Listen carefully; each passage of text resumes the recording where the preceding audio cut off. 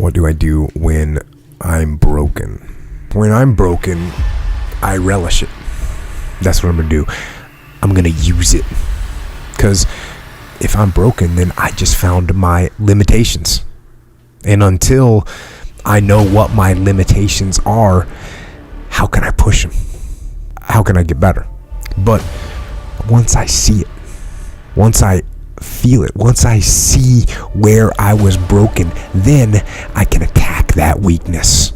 I can fill in that gap. I can reinforce that breach. If you break, it means it's time to fortify your will to make it stronger. There's all kinds of different ways to break. You can break physically, you can break mentally, you can break your heart, you can break your spirit, and none of those are fun, and all of those are gonna leave a mark. But the mark that they leave can be the mark of victory or it can be the mark of defeat. Because every time you break, and in every way that you break, while it's a chance, it's definitely a chance for you to give up and for you to just to fall apart. But there's also opportunity. There's opportunity to get stronger and get smarter and get faster and get tougher and get more stable and get more resilient and get better. When you break, you have the opportunity to show the world, the whole world, what you are really made of. So if you break, if you break, the fight isn't over. In fact, if you break, the fight is just beginning. And as you crawl up and out of that dismal and wretched place, covered in blood and sweat and dirt and filth, as you rise above what you were, and as you take the form of who you are supposed to be, you will see that in the very act of standing up, in the very act of fighting on, you will become and you will remain unbroken. I'm not saying to put yourself down. I'm saying listen to the truth. And the truth isn't in the 20%.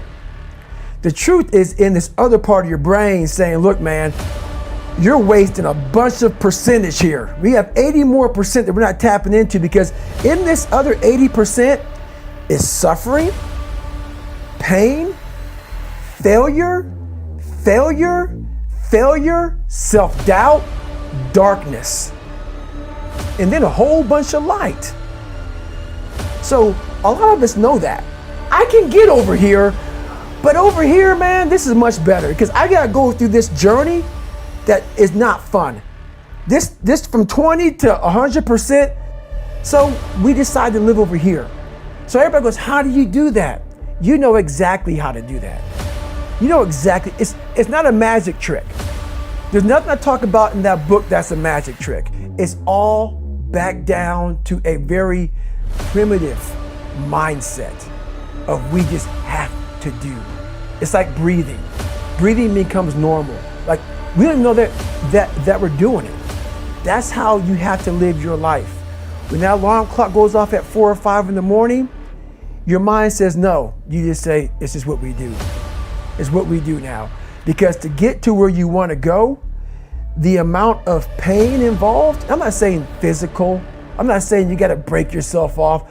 The amount of mental pain of how many times you're going to have to do something that you don't want to do to get to where you want to go is going to be, there's going to be more times you do something that you don't want to do than you are going to want to do it. And that's your new norm. So then it's like breathing. And then once you do this over and over and over again, it becomes like breathing. I don't want to live this lifestyle, but to get to the other side of this, I have to. So if you really want it, you realize what trying is and what trying is not.